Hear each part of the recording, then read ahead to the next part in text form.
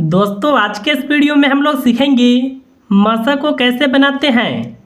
देखिए हम लोग सबसे पहले यह समझेंगे कि मशा का मतलब क्या होता है। देखिए इसका मतलब होता है महत्तम समापवर्तक। यहाँ पर देखिए एक सवाल है 16 और 94 का मशा को निकालना है।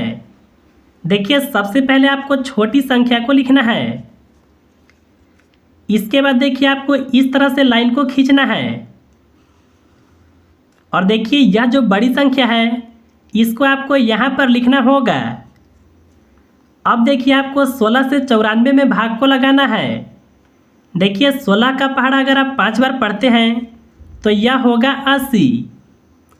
अब हम लोग 94 में से 80 को माइनस करेंगे। यहाँ पर बचेगा 4 और यहाँ पर बचेगा 1। देखिए फिर से हम लोग इस तरह से लाइन को खींचेंगे और इस बार देखिए यहाँ वाला जो संख्या है इसको आपको यहाँ पर लिखना होगा। अब देखिए आपको 14 से 16 में भाग लगाना होगा।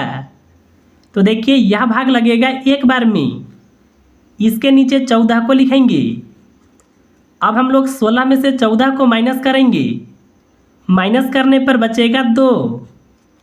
फिर से देखिए यह लाइन को इसी तरह से खींचेंगे और इस बार देखिए यह वाले संख्या को यहाँ पर लिखेंगे।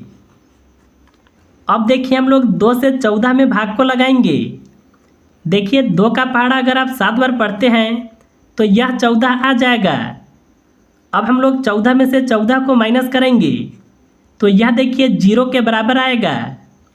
देखिए अंतिम बार में जो संख्या से यह संख्या पूरा कटता है यही संख्या यह सवाल का मशा होता है। यानी देखिए 16 और 94 का जो मशा होगा वह देखिए 2 होगा। देखिए मशा को HCF भी कहते हैं। चलिए हम लोग एक सवाल और भी बनाने के लिए सीखते हैं कि अगर देखिए इतना बड़ा संख्या रहेगा तो इसका हम लोग मशा को कैसे बनाएंगे। देखिए सबसे पहले छोटी संख्या को लिखेंगे और देखिए इसी तरह से यहाँ पर भी हम लोग लाइन को खींचेंगे और देखिए 516 को आपको यहाँ पर लिखना होगा। देखिए आपको 20 से 516 में एक बार में ही भाग लगाना होगा। अगर देखिए आप ऐसे भाग नहीं लगा सकते हैं तो सबसे पहले देखिए आपको रफ साइड में इस तरह से भाग लगा करके देखना है। देखिए 20 से 51 में 2 बार में भाग लगेगा। यहाँ पर होगा 40, माइनस करने पर बचेगा 11। यह संख्या को यहाँ पर लिखेंगे। देखिए 20 से यह संख्या में 5 बार में भाग लगेगा। यहाँ पर होगा 100, माइनस करने पर बचेगा 16।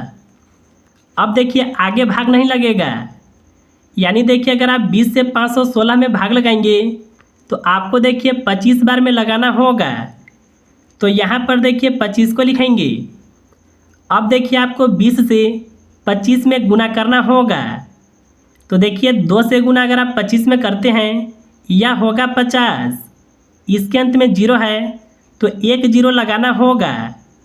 यानी देखिए गुना करने पर आएगा 500। अब हम लोग यहाँ पर घटाएंगे। देखिए माइनस करने पर बचेगा 16। फिर से देखिए इस तरह से लाइन को खींचेंगे और देखिए यह संख्या को यहाँ पर लिखना होगा। अब हम लोग 16 से 20 में भाग को लगाएंगे। यह देखिए एक बार में लगेगा। यहाँ पर होगा 16।